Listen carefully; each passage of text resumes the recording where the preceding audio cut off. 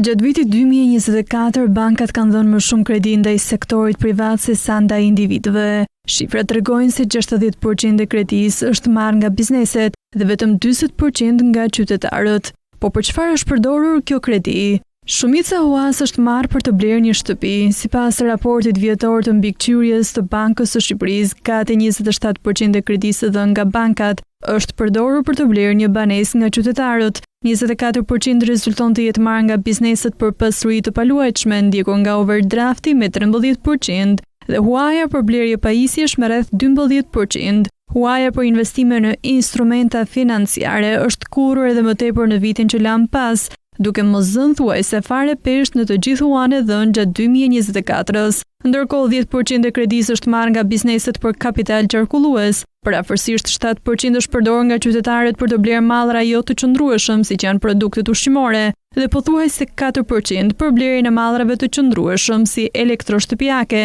pajisje elektronike, makinë, mobilje e të tjera. Rritin më të lartë gjatë vitit 2024 e ka pasur kredia dhënë individëve për mallra të qëndrueshëm. Në cilën periudhë të 2024-s kanë dhënë bankat tregtare më shumë kredi.